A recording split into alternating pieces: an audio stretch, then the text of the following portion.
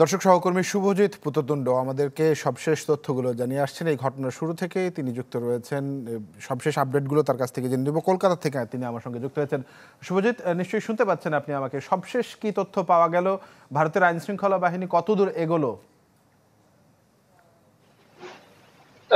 যদি বলেন যে জিহাদ যাকে গত সকালে গ্রেপ্তার করা হয়েছিল, সেই জিহাদকে সঙ্গী করে সিআইডির একটা বিশাল টিম, যদি আপনি দেখেন প্রায় 6টি গাড়ি নিয়ে একটা বিশাল টিম, তারা কিন্তু একেবারে কলকাতা সংলগ্ন যে দক্ষিণ চব্বিশ পরগনা জেলা এবং দক্ষিণ চব্বিশ পরগনা জেলার ভাঙড় এলাকা সমেত একটা বিশাল এলাকায়, কাশীপুর থানা, পোলেরহাট থানার এলাকার একটা বিশাল এলাকা জুড়ে তারা কিন্তু তল্লাশি চালাচ্ছে। বলা হচ্ছে ভাঙড় যে খাল রয়েছে, এই খালের মধ্যেই কিন্তু দেহের একটা বড় অংশ ফেলা হয়েছে, টুকরো টুকরো করে ফেলা হয়েছে। এবং এই যে ভাঙড় যে খাল, সেটা কিন্তু কার্যত নদীর মতো বড়।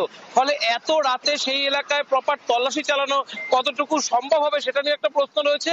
যদিও সিআইডির যে কর্তা এবং নিউ টাউন থানার পুলিশ, তারা হাল ছাড়ছেন না। তারা কিন্তু জিহাদকে নিয়ে ঠিক কোন অংশে তারা ফেলেছিলেন, এবং যে ট্যাক্সি ড্রাইভার যাকেও ইতিমধ্যে হেফাজতে নেওয়া হয়েছে, সন্ধ্যা থেকে তাকে, সকাল থেকে তাকে জিজ্ঞাসাবাদ করা হচ্ছে, সেই ট্যাক্সি ড্রাইভারের বর্ণনা অনুযায়ী সেই জায়গা চিহ্নিত করে সেখান থেকে দেহের যে অংশ সেটা খুঁজে বের করার কাজ চলছে।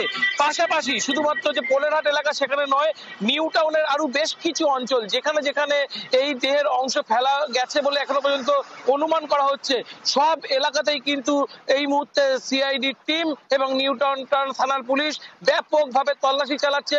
বলা হচ্ছে সব মিলিয়ে প্রায় 12 থেকে 13টি জায়গায় এখনো পর্যন্ত তল্লাশি শুরু হবে। এখনো পর্যন্ত 3 থেকে 4টি জায়গায় তল্লাশি অভিযান সেটা কিন্তু চালানো হয়েছে, এবং আরো বেশ কয়েকটি জায়গায় কিন্তু তল্লাশি অভিযান চলবে। রাতভর তল্লাশি অভিযান চালাবে বলে এখনো পর্যন্ত সিআইডির তরফ থেকে জানানো হচ্ছে। জি শুভজিৎ, ধন্যবাদ আপনাকে আমাদের সঙ্গে যুক্ত হওয়ার জন্য। দর্শক, কলকাতা থেকে জানাচ্ছিলেন সহকর্মী শুভজিৎ পুততুণ্ড। তিনি জানাচ্ছিলেন সবশেষ যেই তথ্য, সেই তথ্যটি আমরা জানছিলাম। ভারতের আইন শৃঙ্খলা বাহিনী অভিযানে যাবে, সেই বিষয়টি নিয়ে তিনি কথা বলছিলেন।